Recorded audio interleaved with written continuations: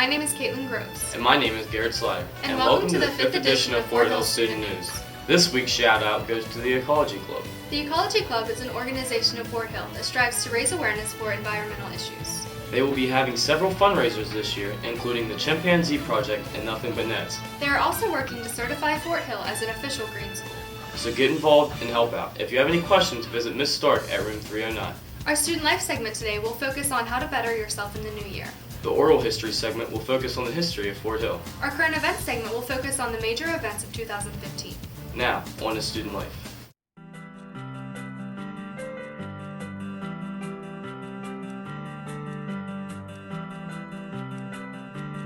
Physical health is just kind of a link in the chain, so if you have good physical health, that will improve the mental and academic health as well. So that you're not taxing your body systems. I mean, things wear out over time, so you want to try to keep them tuned up. And I think a big part of that is nutrition. You wouldn't put dirty gas in a Ferrari, so you got to make sure you eat good food and keep yourself in the best shape you possibly can. Eat right. Half the battle is in the gym, the other half's in the kitchen, so don't fill up on junk food. Eat your Wheaties, kids. Getting started is the hardest part, so once you get in there and find something you like to do, just set a goal and achieve it.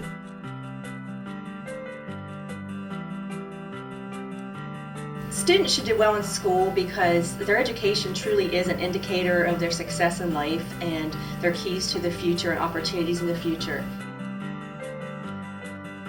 Number one, come to school, be here on time. Number two, be engaged in the whole process. So that means in the classroom, make sure you're interacting with your peers, interacting with your teachers, actively studying, actively listening, taking notes. But it also means being engaged outside of the classroom.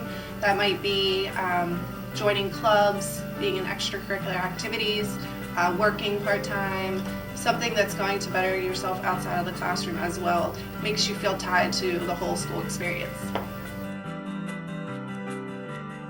Study habits are important. It's one of the main skills of being a good student. So you want to make sure you're turning in all your assignments, turn them in on time. Make sure you're preparing for upcoming projects or tests, not just by studying and doing the project the night before. Make sure you're doing a little bit at a time every day. Study a little bit each time or work on your project every day so that you're making a good attempt at doing the best project that you can or scoring the best on a test that you can. With scholarships, students just really need to be actively searching. There are millions of dollars of scholarship money that goes unclaimed every year, and it's simply because the students haven't applied for it. And scholarships do take work. It takes a lot of time to go through, complete the applications, especially if you are doing multiple scholarship applications. Ones that have essays, some will require transcripts, and it takes a lot of time and a lot of organization to get everything ready for those. But if the students put the work out, they may see some great results. Another important thing that students may want to focus on, and I know is sometimes apprehension of students, is to ask for help. So if there's something that is hard for you or confusing for you, please ask for help. It's the only way that teachers or counselors know that that is something you're in need of. Don't be afraid to ask us. That's what we're here for. We want to make sure that you succeed.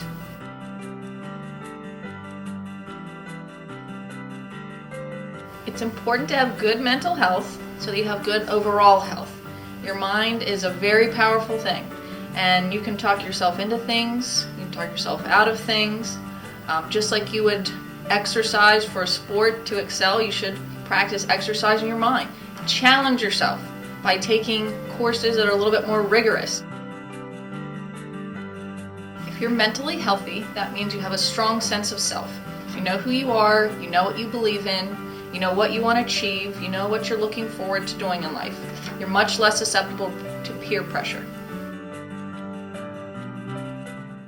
Meditation is something that can help with good overall mental health.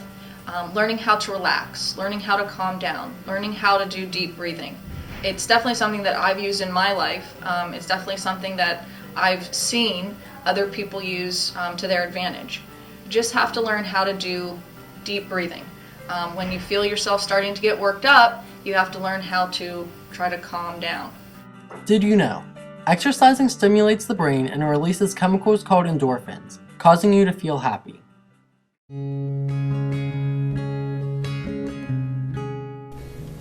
For this week's oral history segment, we decided to take a look at the construction of Fort Hill High School.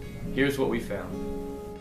Fort Hill High School's legacy, pride, and tradition began with one key element, the school itself. The late 1920s were a booming time for Cumberland, which at the time was the second largest city in Maryland. The rapidly increasing population soon overgrew the original school at Penn Avenue. The 20s and 30s were also a rough time for the whole nation, and this did not exempt Cumberland. President Franklin D. Roosevelt was doing everything in his power to turn the economy around. As a result, he started several programs that included the Public Works Administration and the Works Progress Administration, two of the several programs that were involved in the construction of the new school. In 1934, a plot of land was purchased that was previously a Union base during the Civil War. The rise where the base was enabled the Union troops to gain an advantage over the Confederate soldiers in the Battle of Folk's Mill. During the construction of the new school, the school board debated many names for the new school, including Queen City High School, Potomac High School, Fort High School, and of course, Fort Hill High School. Construction of the school started during the month of May in 1935. Thanks to the diligent labor of the many workers from President Franklin's programs, such as the Civilian Conservation Corporation and the Works Progress Administration, the construction was completed quickly and efficiently. On August 12, 1936, the school board's decision was announced that Fort Hill High School was to be completed for the 1936 school year. At the start of the 1936 school year, Fort Hill was ready for the 1,650 students from grades 7 through 12. The school included a rectangular floor plan for the hallways, spacious, well-laid-out classrooms, a huge cavernous cafeteria located where the library is now, and a small but useful library on the second floor at the front of the school. Mr. Victor D. Heisey was Fort Hill's first principal, and he was the first to bring discipline and structure to the building. The first graduating class of the new school left in 1937, and Margaret Smith, a member of the graduating class, spoke the words, which is the school's motto, deeds, not words. This information and a more extensive history of the school can be found in the book History of the Hill, available in the main office for sale. Did you know President Lyndon B. Johnson visited Fort Hill in 1964 as part of his tour against poverty in Appalachia?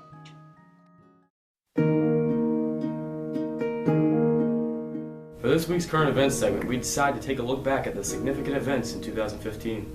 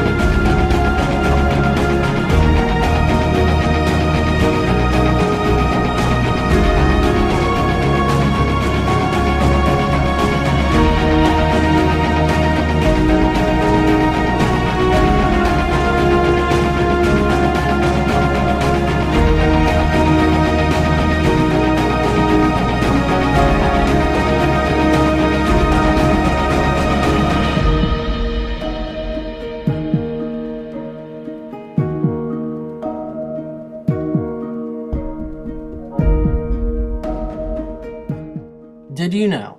More pictures were taken in 2015 than were taken in the entire 20th century. Did you know? Well, now you do. Thanks, Fort Hill Student News. Be sure to check out our website posted in the link below. Thanks for watching. See you next time.